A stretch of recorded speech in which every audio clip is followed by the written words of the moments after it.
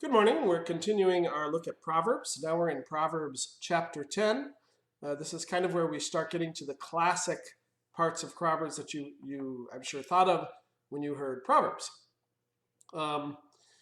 As it notes in my footnote here, the numerical values of the consonants in the Hebrew word for Solomon total 375.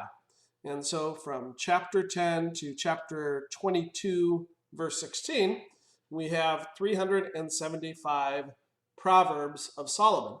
He had many more, but he chose out 375 to match. If you add up the consonants, he wanted to match that number. So we're going to start. Proverbs are meant to be thought about, not just kind of read through, although that's kind of how we're going to do it. So they're meant to be something that you kind of think about. Maybe you would do one a day or something of that nature. Might be a good way to do them. Often they have, this is good, this is bad. So they put contrary things next to each other. This is a way that is still used in teaching. I know when I was taking my teacher's ed, one of the methods taught was positive example, negative example. And often the Proverbs are those, kind of in a couplet. So let us begin. Chapter 10. The Proverbs of Solomon. A wise son brings joy to his father, but a foolish son grief to his mother. Interesting that Solomon chooses the joy for the father and the grief for the mother. Is that significant? Do mothers feel the errors of their children more than fathers do? Yeah, it's possible. But the point of this, of course, is that if you do honor your father and mother, the best way to honor your father and your mother is to live in a way which is pleasing to God. And truly that is a great gift to parents.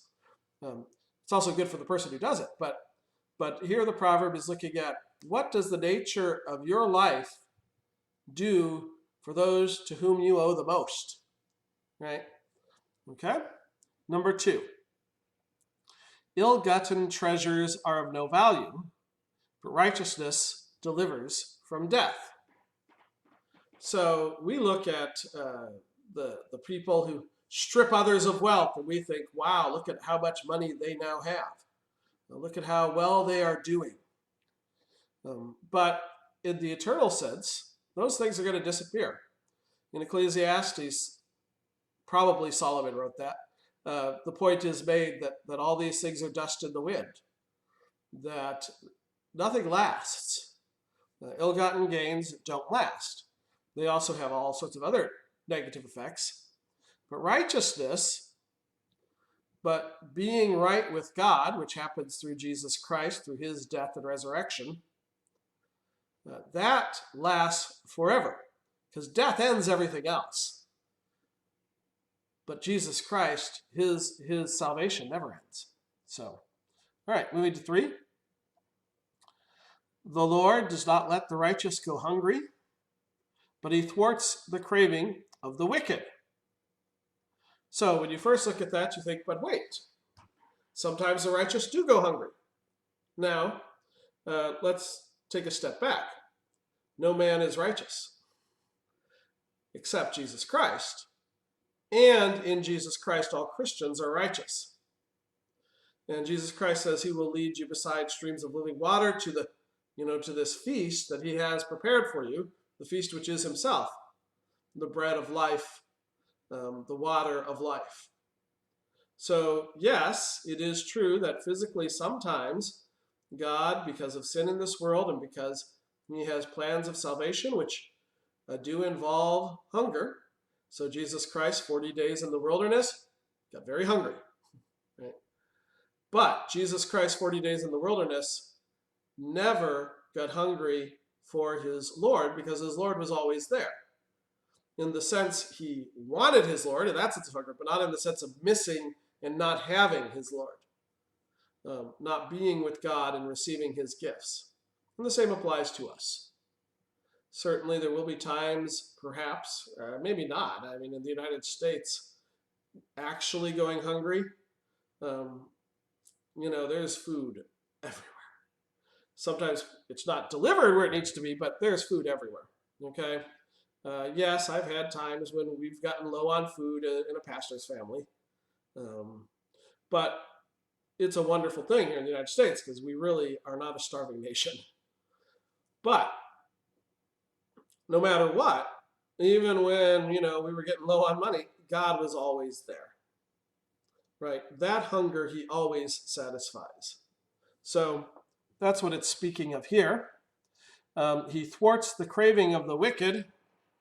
In the end, what the wicked think they want is bad. I mean, what they think they want is a bad thing. It destroys them. And sometimes God puts up blocks, and hopefully he puts up a block and it drives them back to Christ, to seeking the one who can feed them forever. So we have the woman at the well who Jesus asked for water, and he says, if you knew who I was, if you knew the living water that I am, that would make you never thirst, then you'd be asking me for water. So as she is thwarted in kind of her relationship there with him, it drives her to seek the things of righteousness, and then she doesn't hunger anymore. 4, a theme of Proverbs here. Lazy hands make a man poor, but diligent hands bring wealth. There you go. We had the ant and the sluggard in chapter 6. Here we have lazy hands make a man poor, and diligent hands that go to the tasks which are set for them and do it in a timely manner. Those grow, the stuff that you have. This applies, first of all, obviously, when we speak of biblical things, we think of the true wealth of heaven. When you're diligent in your bringing up children in the nurture and admonition of the Lord, when you're diligent in caring for your honored fathers and mothers, when you're diligent in taking care of your vocation, God's kingdom grows, his wealth grows, the seeds are planted, and they are watered, and the harvest becomes great. But this also applies to earthly wealth. Generally speaking, if you work hard at something, people notice, and generally you get rewarded. Even at the lowest end jobs, when I worked hard in my minimum wage job, I got another nickel. Not a lot of wealth, but it was some wealth. Or when I worked hard delivering papers, people gave me tips. It brought wealth. Okay, I think this one's an obvious one, but it's one that our youth really need to think about, right, and focus on. If I'm diligent in school, then I can get a really good scholarship, and I can go to college, and it may be worth it to go to college because I won't get into this huge debt load. And then my debt to earning potential won't be thrown off, et cetera, et cetera. But if I'm not diligent, I'm probably going to end up with a minimum wage job, at least at the beginning. That's going to be problems. So moving on. 5, he who gathers crops in summer is a wise son, but he who sleeps during harvest is a disgraceful son. Well, there you go. I have told my elders before, yes, if we're going to skip an elders meeting because you have to be out in the field getting in the crops. And they have amazing amounts of crops that can grow in this Missouri soil. Small margins, huge numbers, small margins, you've got to get the crops in.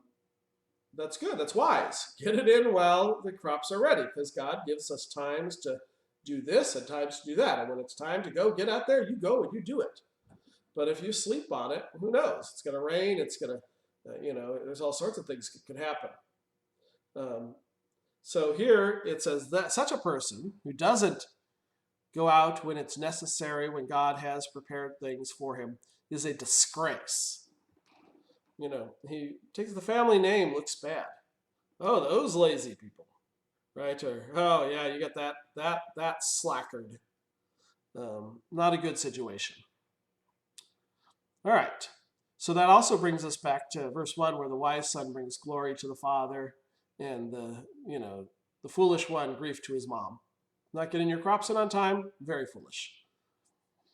6, blessings crown the head of the righteous, but violence overwhelms the mouth of the wicked.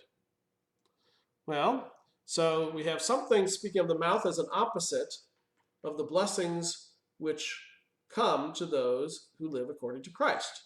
They will know you are Christians by your love. And so blessings, the good gifts of God, come to those who people say, look at the actions they do, which are according to God's commands, they're acts of love.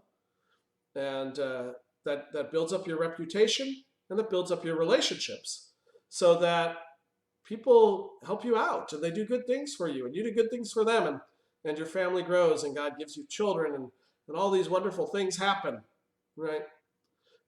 Where at the other side, violence overwhelms the mouth of the wicked. That tears apart society, that disrupts our ability to be with others, that takes out love and gives death. So violence,